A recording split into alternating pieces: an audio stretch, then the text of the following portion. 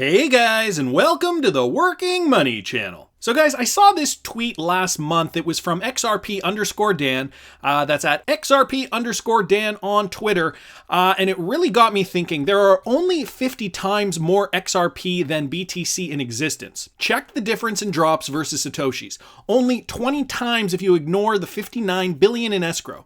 So, if BTC can hit $50,000 per coin, why can't XRP hit 1,000? Sounds legit, right? And so I wanted to actually address this in a video today.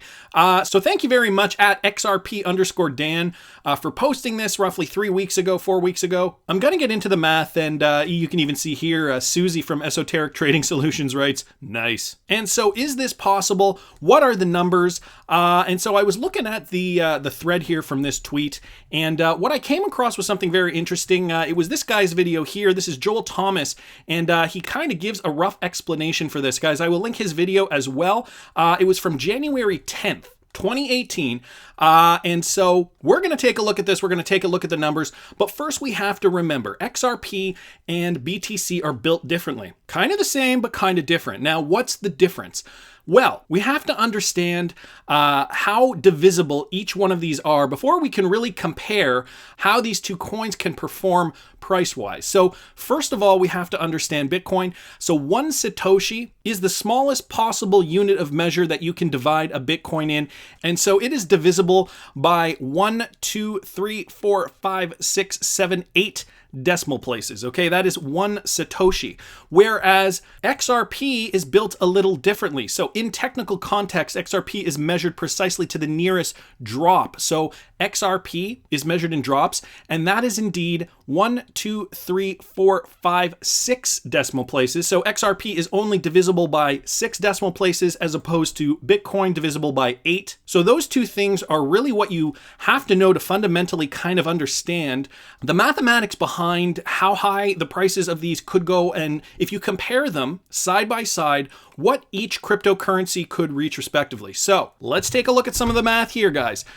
First, we are going to look at XRP. And guys, as we all know, the full supply of XRP is 100 billion XRP. So if we divide 100 billion XRP by 0.000001, what we get is, ready for it, 100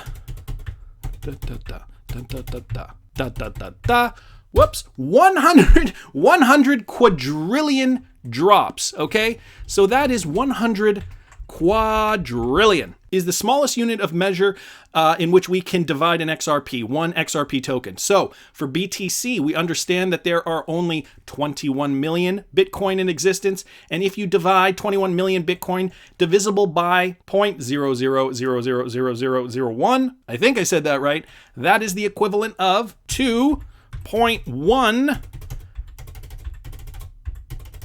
quadrillion Satoshi. So we're going to put that number here, 2.1, and that is quadrillion Satoshi. So yes, we still have more XRP in existence than Bitcoin. But it's not actually as much as you think, guys. When you divide 100 quadrillion by 2.1 quadrillion, you get a factor of roughly 47.6 times. So there are only 47.6 times more XRP than Bitcoin, which means theoretically, if Bitcoin can reach $50,000 per coin, XRP can reach, theoretically, $1,050.42 per XRP. Now, guys, that is considering everything remains equal. So I just wanted to put that out there first. Okay, the ebb and flow of markets are never equal, but theoretically that is an attainable price for XRP.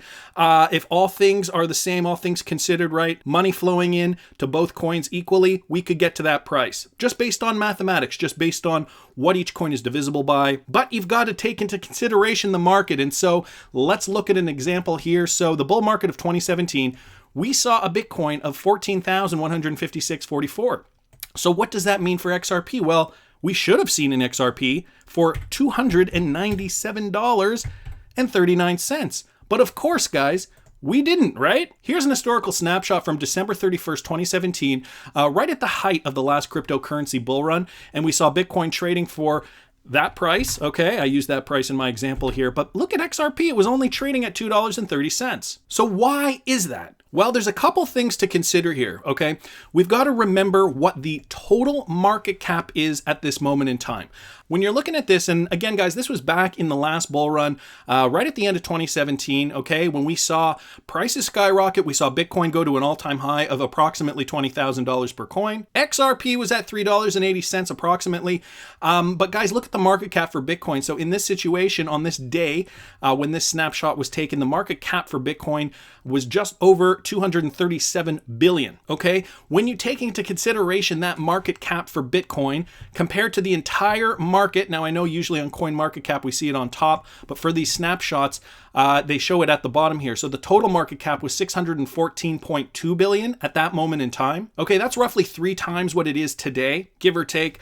And so look at that. So 614 billion, but look at the Bitcoin market cap. Okay, so it's about a third of that, just over a third of that. And guys, as you know, as the market declined, Bitcoin dominance, so that's the second thing I wanted to talk about. The Bitcoin dominance has been over 50%. So most of the money flowing into cryptocurrency as of now and as of, you know, the last several, however many weeks it's been, Bitcoin dominance has been over 50%, which means most of the money in the cryptocurrency market has been flowing into Bitcoin. And that's ultimately why the Bitcoin price has resulted in a higher price. So when we look at the price of Bitcoin and we're comparing it to XRP, all things considered, theoretically, yes. Had everything been the same in the bull run of 2017, and let's just say Bitcoin dominance for the sake of argument was at 50% even, and let's just say for the sake of argument, all the other coins did not exist and all the money was flowing into XRP, then yes, theoretically, this is what the price of XRP should have been in the last bull run. As we know, guys, though,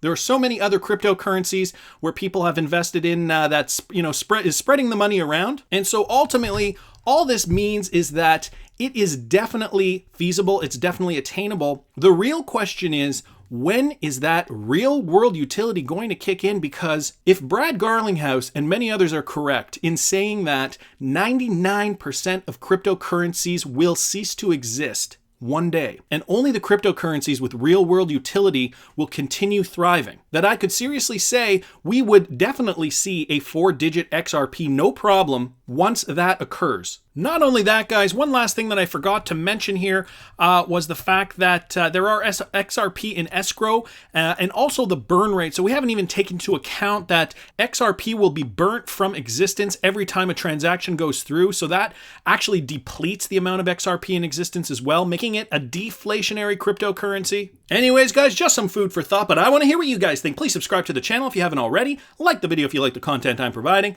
I always love hearing your comments. See you in the next one, guys.